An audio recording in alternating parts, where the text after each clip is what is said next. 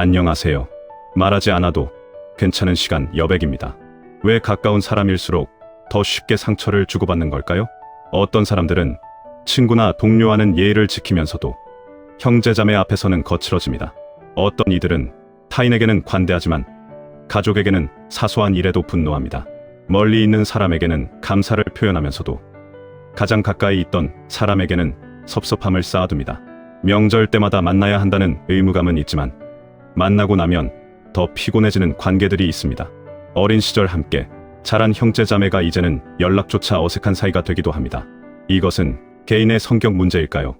아니면 관계를 대하는 태도의 문제일까요? 많은 사람들이 이 질문 앞에서 자책합니다. 내가 더 참았어야 했나? 내가 먼저 연락했어야 했나? 내가 더 베풀었어야 했나? 하지만 어쩌면 이 질문 자체가 잘못된 것일 수도 있습니다. 형제 관계가 멀어지는 것은 누군가의 잘못이 아니라 관계 그 자체가 가진 구조의 결과일 수 있습니다. 가까움이 언제나 따뜻함을 의미하지는 않습니다. 때로는 가까움 그 자체가 상처의 원천이 되기도 합니다. 이번 회차에서는 쇼펜하우어가 본 가족 관계의 냉혹한 진실을 통해 형제자매가 나이 들수록 왜 더 멀어지는지, 그리고 그것이 왜 개인의 도덕적 실패가 아닌지를 살펴보려 합니다. 1장. 형제가 멀어지는 것은 누구의 잘못도 아니다. 쇼펜하우어는 인간의 자유에 대해 근본적인 질문을 던졌습니다. 우리는 정말 자유로운 선택을 하고 있는 걸까요?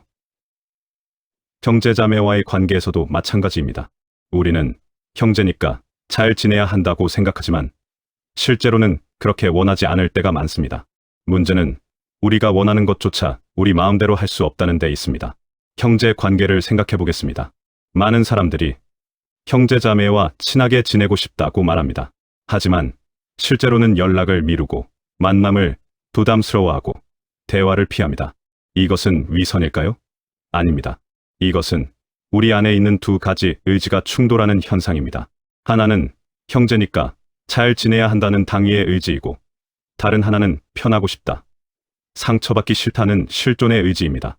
쇼펜하우어가 말한 의지는 단순한 소망이 아닙니다. 그것은 우리 존재의 가장 깊은 곳에서 작동하는 힘입니다. 우리는 형제를 사랑하고 싶지만 동시에 형제로부터 멀어지고 싶어 합니다. 이 모순은 의지의 자유가 없기 때문에 발생합니다. 우리는 형제를 사랑해야겠다고 결심할 수 있지만 형제를 사랑하고 싶다는 마음 자체를 만들어낼 수는 없습니다. 이것이 중요한 이유는 많은 사람들이 형제 관계의 문제를 노력의 문제로 착각하기 때문입니다. 내가 더 노력하면, 내가 더 참으면, 내가 먼저 다가가면 관계가 좋아질 거라고 생각합니다. 하지만 노력은 행동을 바꿀 수 있어도 의지 자체를 바꿀 수는 없습니다. 형제에게 전화를 걸 수는 있지만 그 전화를 걸고 싶은 마음을 만들어낼 수는 없습니다. 형제 관계가 어색해지는 것은 누군가의 잘못이 아닙니다. 그것은 우리 안에 있는 의지들이 서로 다른 방향을 향하고 있기 때문입니다. 한쪽에서는 혈육이니까 라는 의무가 우리를 끌어당기고, 다른 쪽에서는 편하고 싶다는 본능이 우리를 밀어냅니다. 이 두 힘 사이에서 우리는 끊임없이 갈등합니다. 더 깊이 들어가 보겠습니다. 쇼펜하우어는 우리가 원하는 것조차 우리가 선택한 것이 아니라고 말합니다. 어린 시절 형제와 친했던 것도, 지금 형제와 멀어진 것도 모두 우리가 선택한 게 아닙니다. 어린 시절에는 부모라는 공통의 중력이 우리를 묶어두었고, 성인이 된 후에는 각자의 삶이라는 서로 다른 중력이 우리를 끌어당깁니다. 사람들은 종종 형제끼리 왜 연락을 안 하느냐고 묻습니다. 하지만 정확한 질문은 이것입니다. 왜 연락하고 싶지 않은가? 우리는 연락할 수 있습니다.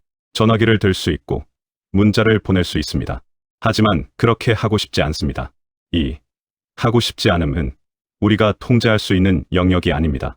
형제와의 관계에서 느끼는 의무감과 실제 마음 사이의 간극이 클수록 우리는 더 큰 피로를 느낍니다. 명절에 형제를 만나는 것이 부담스러운 이유는 우리가 만나야 한다고 생각하지만 만나고 싶지 않기 때문입니다. 이 간극을 메우려는 노력 자체가 우리를 지치게 만듭니다. 그렇다면 우리는 어떻게 해야 할까요? 쇼펜하우어의 관점에서 보면 첫 번째 단계는 이 의지의 구조를 인정하는 것입니다. 형제니까 사랑해야 한다는 당위와 형제라도 멀어질 수 있다는 현실 사이에서 후자를 부정하려 들지 않는 것입니다. 우리는 우리의 의지를 선택할 수 없습니다. 다만 그 의지가 어디를 향하고 있는지를 관찰할 수 있을 뿐입니다.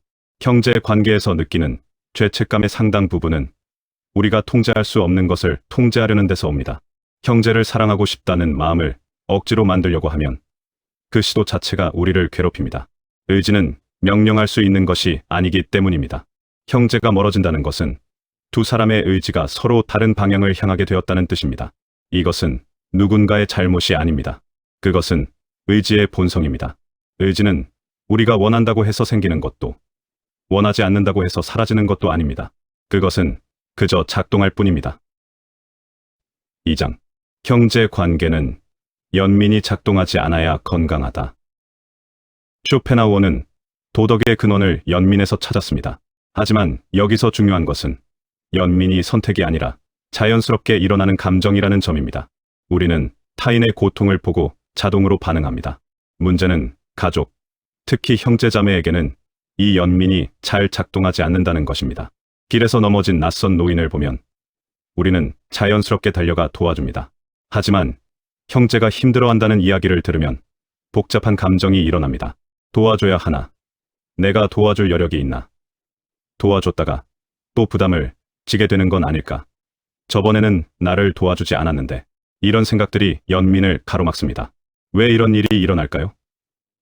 쇼펜하우어의 관점에서 보면 연민은 타인의 고통을 내 고통처럼 느낄 때 발생합니다. 그런데 형제의 고통은 너무 가까워서 오히려 직접적으로 느껴지지 않습니다. 낯선 사람의 고통은 적당한 거리에서 객관적으로 관찰할 수 있지만 형제의 고통은 나의 역사, 나의 기억, 나의 감정과 뒤엉켜 있습니다. 어린 시절 형제에게 받은 상처, 부모의 편애, 비교당했던 기억, 경쟁했던 순간들, 이 모든 것이 현재의 연민을 방해합니다. 형제가 힘들다는 소식을 들었을 때 순수한 안타까움보다 먼저 드는 생각은 이런 것들입니다. 어릴 때 나한테 그렇게 했으면서, 부모님한테 더 사랑받았으면서, 항상 자기만 옳다고 했으면서. 쇼펜하우어가 말한 연민은 이성적 판단이 아닙니다. 그것은 본능적 반응입니다. 우리는 타인의 고통을 보고 저 사람을 도와야겠다고 생각하기 전에 이미 마음이 움직입니다. 하지만 형제에게는 이 본능적 반응이 일어나기 전에 과거의 기억들이 개입합니다. 연민이 발생할 틈이 없습니다. 더 냉혹한 진실이 있습니다. 연민은 고통을 바라보는 사람이 그 고통과 적당한 거리를 유지할 때 가능합니다. 너무 가까우면 연민이 아니라 공포나 거부가 일어납니다. 형제의 실패는 우리에게 너무 가깝습니다. 그것은 우리 자신의 실패처럼 느껴지거나 우리를 끌어내릴 수 있는 위협처럼 느껴집니다. 어떤 사람은 형이 사업에 실패했다는 소식을 듣고 걱정하기보다 나한테 돈 빌리러 오면 어떡하지라고 먼저 생각합니다. 어떤 사람은 동생이 이혼했다는 이야기를 듣고 위로하기보다 우리 가족 체면이 어떻게 되나라고 먼저 반응합니다. 이것은 냉정함의 문제가 아닙니다. 그것은 거리의 문제입니다. 쇼펜하우어는 연민을 도덕의 기초라고 말했지만 동시에 연민이 언제나 작동하는 것은 아니라는 것도 알고 있었습니다. 연민은 특정한 조건에서만 발생합니다. 그 조건 중 하나는 적절한 거리입니다. 형제는 너무 가까워서 그들의 고통이 내 고통으로 느껴지기보다는 내 삶을 위협하는 것으로 느껴집니다. 이것이 왜 형제보다 친구에게 더 친절한 경우가 많은지를 설명합니다. 친구의 고통은 적당한 거리에 있습니다. 우리는 그것을 관찰하고 안타까워하고 도울 수 있습니다. 하지만 형제의 고통은 우리 안으로 침투합니다. 그것은 우리의 과거를 건드리고 우리의 현재를 위협하고 우리의 미래를 불안하게 만듭니다. 연민이 작동하지 않는다고 해서 우리가 나쁜 사람인 것은 아닙니다. 연민은 우리가 선택할 수 있는 것이 아니기 때문입니다. 우리는 형제에게 연민을 느껴야지라고 결심할 수 없습니다. 연민은 자동으로 일어나거나 일어나지 않습니다. 형제 관계에서 느끼는 냉담함에 대해 죄책감을 느낄 필요가 없는 이유가 여기에 있습니다. 그것은 우리가 선택한 것이 아니기 때문입니다. 쇼펜하우어의 관점에서 보면 도덕적 행위는 연민에서 나옵니다. 하지만 연민이 일어나지 않는 관계에서 도덕적 행위를 기대하는 것은 불가능합니다. 그렇다면 형제에게는 어떤 태도를 가져야 할까요? 억지로 연민을 만들어내려 하지 않는 것입니다. 대신 관계의 구조를 인정하는 것입니다. 형제는 가까워서 오히려 연민이 작동하기 어려운 거리에 있습니다. 이것을 받아들일 때 우리는 불필요한 죄책감에서 벗어날 수 있습니다. 연민이 없다고 해서 의무까지 없는 것은 아닙니다. 쇼펜하우어는 연민을 도덕의 기초라고 했지만 동시에 정의라는 개념도 제시했습니다. 형제에게 연민을 느끼지 못한다면 최소한의 정의는 지킬 수 있습니다. 해를 끼치지 않는 것, 필요할 때 최소한의 도움을 주는 것, 이것은 사랑이나 연민에서 나오는 것이 아니라 구조적 의무에서 나오는 것입니다. 형제 관계가 냉담해진다는 것은 연민이 작동하지 않는 거리에 있다는 뜻입니다. 이것은 자연스러운 현상입니다. 억지로 따뜻함을 만들려고 하지 않아도 됩니다. 3장. 세상은 나의 표상이다. 쇼펜하우어의 가장 유명한 문장입니다.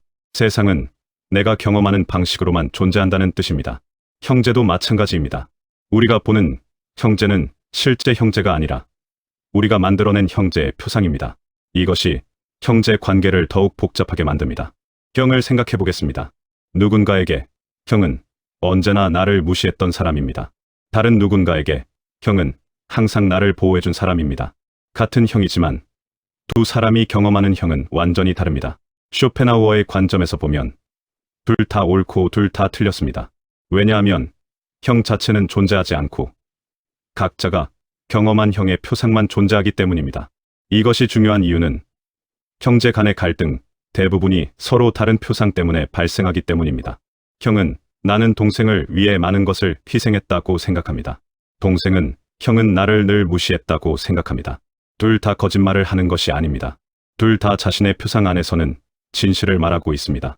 문제는 이 표상들이 절대 일치하지 않는다는 것입니다. 쇼펜하우어는 우리가 세상을 있는 그대로 볼 수 없다고 말했습니다. 우리는 언제나 우리의 경험, 기억, 감정이라는 필터를 통해서만 세상을 봅니다. 형제도 마찬가지입니다. 우리는 형제를 있는 그대로 볼 수 없습니다. 우리는 언제나 과거의 기억으로 재구성된 형제를 봅니다. 어린 시절 형에게 맞았던 기억이 있는 사람은 지금 형을 볼 때도 그 기억을 통해 봅니다. 형이 친절하게 대해도 뭔가 속셈이 있겠지라고 생각합니다. 반대로 형에게 보호받았던 기억이 강한 사람은 형의 무관심을 바쁘니까 그럴 수 있지라고 해석합니다. 같은 행동이지만 표상에 따라 완전히 다르게 경험됩니다. 쇼펜하우어가 말한 표상의 세계는 주관적입니다. 객관적 진실은 없습니다. 형제가 실제로 어떤 사람인가라는 질문 자체가 의미가 없습니다. 형제는 각자의 표상 안에서만 존재하기 때문입니다. 그렇기 때문에 형제끼리 내가 너한테 얼마나 잘해줬는데 라는 말이 통하지 않습니다. 그 잘해줌은 말하는 사람의 표상 안에만 존재하는 것이기 때문입니다. 더 깊이 들어가 보겠습니다. 표상은 고정되어 있지 않습니다. 시간이 지나면서 변합니다. 어릴 때는 형이 무서운 사람이었지만 나이가 들면서 불쌍한 사람으로 바뀝니다. 또 더 나이가 들면 그냥 남처럼 느껴집니다. 형 자체가 변한 것이 아닙니다. 우리의 표상이 변한 것입니다. 이것이 왜 형제 관계가 나이 들수록 멀어지는지를 설명합니다. 젊었을 때는 형제가 나의 표상 안에서 큰 자리를 차지합니다. 나를 이해해주는 사람, 나와 함께 자란 사람, 나의 역사를 아는 사람. 하지만 나이가 들면서 형제의 자리가 작아집니다. 가끔 연락하는 사람, 명절에 보는 사람, 어쩔 수 없이 관계를 유지해야 하는 사람. 쇼펜하우어의 관점에서 보면 이것은 자연스러운 과정입니다. 우리의 표상은 우리의 삶에 따라 재구성되기 때문입니다. 결혼을 하면 배우자가 표상의 중심이 되고 아이가 생기면 아이가 중심이 됩니다. 형제는 점점 주변부로 밀려납니다. 이것은 누구의 잘못도 아닙니다. 그것은 표상이 작동하는 방식입니다. 형제와 대화가 통하지 않는 이유도 여기에 있습니다. 우리는 서로 다른 표상의 세계에 살고 있기 때문입니다. 형은 우리 가족은 화목했다고 기억합니다. 동생은 우리 가족은 늘 싸웠다고 기억합니다. 둘 다 같은 가족에서 자랐지만 경험한 세계는 완전히 다릅니다. 그렇다면 우리는 어떻게 해야 할까요? 쇼펜하우어의 대답은 명확합니다. 상대방의 표상을 바꾸려 하지 마십시오. 불가능합니다.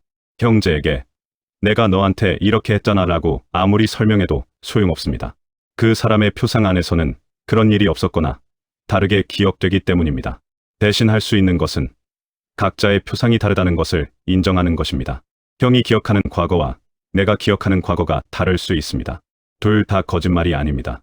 둘 다 각자의 진실입니다. 이것을 받아들일 때 불필요한 다툼을 피할 수 있습니다. 형제 관계에서 이해받고 싶다는 욕구를 내려놓는 것이 중요한 이유가 여기에 있습니다. 이해는 같은 표상을 공유할 때만 가능합니다. 하지만 형제는 이미 서로 다른 표상의 세계에 살고 있습니다. 이해를 구하는 것은 불가능을 요구하는 것입니다. 형제가 나를 오해한다고 느낄 때 저 사람은 나를 모른다고 생각하는 것이 더 정확합니다. 실제로 모릅니다. 그 사람이 아는 것은 그 사람의 표상 안에 있는 나입니다. 실제 나와는 다릅니다. 이것은 서운함의 문제가 아니라 인식의 구조 문제입니다. 표상의 세계는 고독합니다. 우리는 각자의 표상 안에서만 살아갑니다. 형제도 예외가 아닙니다. 나의 형제와 형제가 생각하는 자기 자신은 다릅니다. 우리는 영원히 만날 수 없습니다. 4장. 우리는 타인에게 해를 끼치지 말아야 한다. 쇼펜하우어는 도덕의 첫 번째 원칙으로 해를 끼치지 말 것을 제시했습니다. 이것은 소극적 원칙처럼 보이지만 실제로는 가장 지키기 어려운 원칙입니다. 특히 형제 관계에서는 더욱 그렇습니다. 왜냐하면 가까운 사람일수록 어디까지가 해를 끼치는 것인지 구분하기 어렵기 때문입니다. 형제에게 충고를 하는 것은 해를 끼치는 걸까요?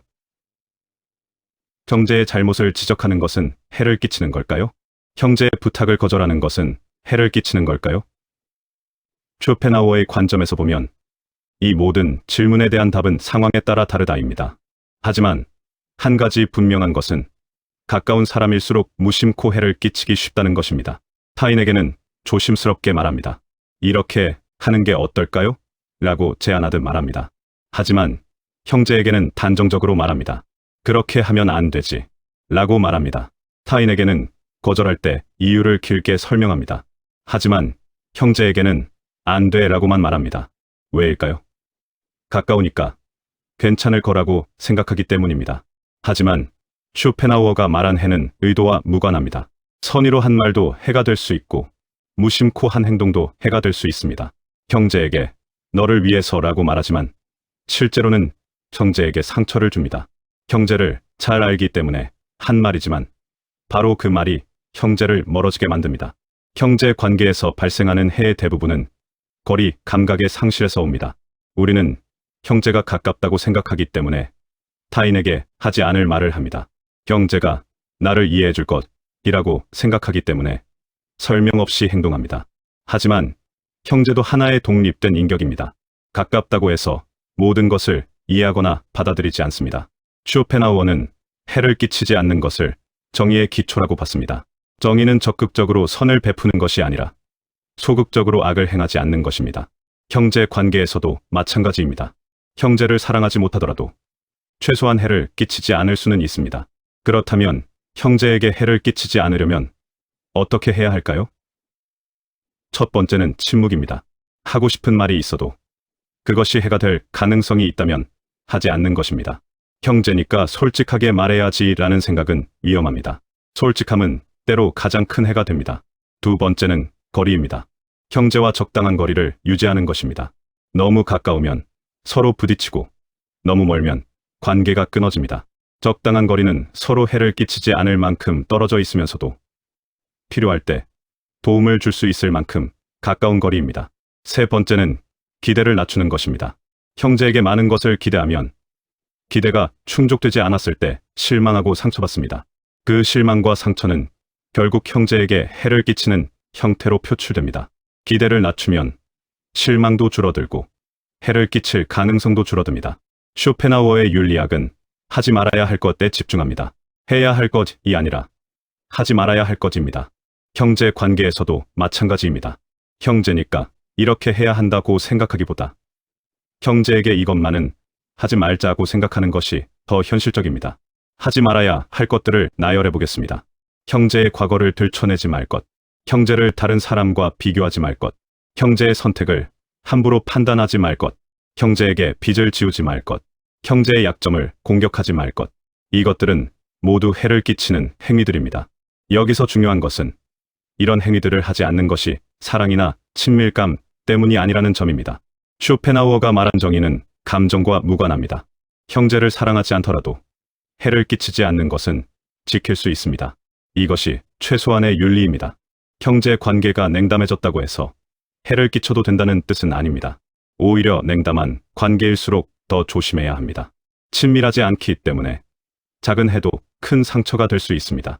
형제에게 기대하는 것이 없다면 최소한 해를 끼치지 않는 것은 지킬 수 있어야 합니다. 해를 끼치지 않는다는 것은 소극적인 태도처럼 보이지만 실제로는 매우 적극적인 노력이 필요합니다. 하고 싶은 말을 참는 것, 개입하고 싶은 충동을 억제하는 것, 판단하고 싶은 욕구를 내려놓는 것, 이 모든 것이 해를 끼치지 않기 위한 노력입니다. 형제에게 잘해주려고 노력하다가 오히려 해를 끼치는 경우가 많습니다. 그보다는 해를 끼치지 않으려고 노력하는 것이 더 현실적입니다. 사랑은 의지로 만들어지지 않지만 해를 끼치지 않는 것은 의지로 가능합니다. 형제와의 관계에서 해를 끼치지 않는 것을 기준으로 삼으면 많은 것이 명확해집니다. 연락을 자주 하지 않아도 해를 끼치지 않으면 됩니다. 친밀하지 않아도 해를 끼치지 않으면 됩니다. 사랑하지 않아도 해를 끼치지 않으면 됩니다. 5장. 삶은 본질적으로 고통이다. 쇼펜하우어의 염세주의는 잘 알려져 있습니다. 하지만 그의 염세주의는 절망이 아니라 현실 인식입니다. 삶이 본질적으로 고통이라는 것을 받아들일 때 뒤로서 불필요한 고통을 줄일 수 있습니다. 형제 관계도 마찬가지입니다. 형제 관계가 본질적으로 어렵다는 것을 인정할 때 그 어려움에서 오는 불필요한 죄책감을 내려놓을 수 있습니다. 많은 사람들이 형제 관계에 대해 환상을 가지고 있습니다. 형제는 평생 친구다. 형제는 서로 의지해야 한다. 형제는 무조건 편이 되어줘야 한다. 이런 생각들은 현실과 맞지 않을 때 고통을 만듭니다. 쇼펜하우어의 관점에서 보면 이 고통은 환상에서 비롯된 것입니다. 형제 관계는 선택이 아닙니다. 우리는 형제를 선택하지 않았고 형제도 우리를 선택하지 않았습니다. 단지 같은 부모에게서 태어났을 뿐입니다. 이 우연한 관계의 필연적 친밀감을 기대하는 것은 무리입니다. 쇼펜하우어가 말한 의지의 세계에서 보면 형제 관계는 맹목적 의지가 만들어낸 우연의 산물입니다. 그렇다면 형제 관계에서 느끼는 고통은 무엇일까요? 첫 번째는 기대와 현실의 괴리입니다. 형제니까 이래야 하는데 라는 기대와 실제로는 그렇지 않다는 현실 사이의 간극이 고통을 만듭니다. 두 번째는 의무감과 실제 감정의 충돌입니다. 형제니까 사랑해야 하는데 사랑하지 않는다는 죄책감이 고통을 만듭니다. 쇼펜하우어는 고통을 없앨 수 없다면 최소한 고통의 원인을 이해하라고 말합니다. 형제 관계의 고통은 관계 자체의 구조에서 옵니다. 너무 가까워서 거리를 유지하기 어렵고 너무 오래 알아서 새로운 시작이 불가능하고 너무 많은 역사가 있어서 천재만 보기 어렵습니다. 어린 시절 형제와 싸웠던 기억은 평생 남습니다. 부모의 편애를 느꼈던 순간은 지워지지 않습니다. 형제에게 받은 상처는 타인에게 받은 상처보다 깊게 새겨집니다. 왜일까요? 형제는 나의 정체성과 깊이 연결되어 있기 때문입니다. 형제는 나의 기원을 공유하는 존재입니다. 그렇기 때문에 형제로부터 받는 상처는 나의 존재 자체를 흔듭니다. 쇼펜하우어가 본 삶은 의지의 끊임없는 갈망입니다. 우리는 무언가를 원하고 그것을 얻지 못해 고통받고 얻더라도 곧 권태로워집니다. 형제 관계도 마찬가지입니다. 형제가 멀어지면 아쉽고 가까워지면 부담스럽습니다. 적당한 거리는 존재하지 않습니다. 항상 너무 멀거나 너무 가깝습니다. 이 고통에서 벗어나는 방법은 무엇일까요? 쇼펜하우어는 의지 자체를 부정하라고 말합니다. 하지만 형제 관계에서 의지를 부정한다는 것은 무엇을 의미할까요? 그것은 형제와 잘 지내야 한다는 의지를 내려놓는 것입니다. 형제에게 인정받아야 한다는 의지를 내려놓는 것입니다. 형제가 나를 이해해 주기를 바라는 의지를 내려놓는 것입니다. 의지를 내려놓는다고 해서 형제를 버리는 것은 아닙니다. 그것은 형제 관계에 대한 집착을 내려놓는 것입니다. 형제가 연락하지 않아도 섭섭하지 않고 형제가 무관심해도 상처받지 않고 형제가 나를 오해해도 해명하려 들지 않는 것입니다.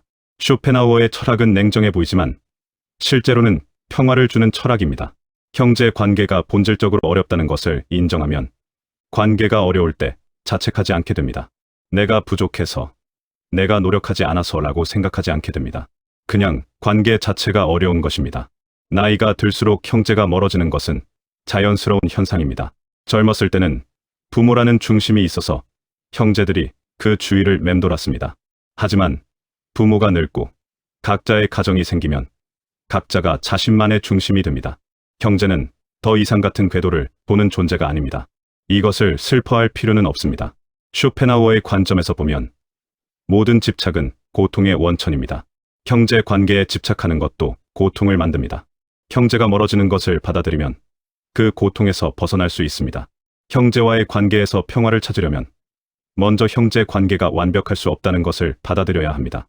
형제는 평생 친구가 아닐 수 있습니다. 형제는 서로 의지하지 않을 수 있습니다. 형제는 서로를 이해하지 못할 수 있습니다. 이 모든 것이 정상입니다. 쇼펜하우어는 삶의 고통을 직시하라고 말했습니다.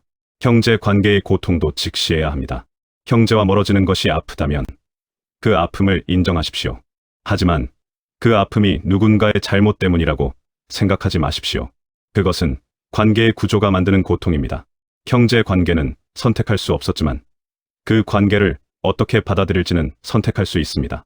고통스러운 관계를 억지로 유지하려 하지 않아도 됩니다. 멀어지는 것을 막으려 하지 않아도 됩니다. 그냥 있는 그대로 두면 됩니다. 그것이 쇼펜하우어가 말한 의지의 부정입니다. 형제가 남보다 못해지는 것은 실패가 아닙니다. 그것은 각자의 삶이 각자의 방향으로 가고 있다는 증거입니다. 억지로 붙잡지 않아도 됩니다. 관계는 흐르는 것입니다. 쇼펜하우어가 본 세계는 끊임없이 변화하는 의지의 흐름입니다. 형제 관계도 그 흐름 속에 있습니다.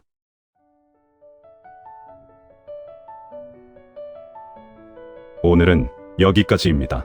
마음이 복잡해지는 날, 다시 오셔도 괜찮습니다. 지금 마음은 여기 두고 가셔도 됩니다. 여백에 머물다 가세요. 여백에 내려놓고 가세요. 여러분의 구독과 좋아요는 여백이 문장을 준비함에 있어 큰 도움이 됩니다. 감사합니다. 여백이었습니다.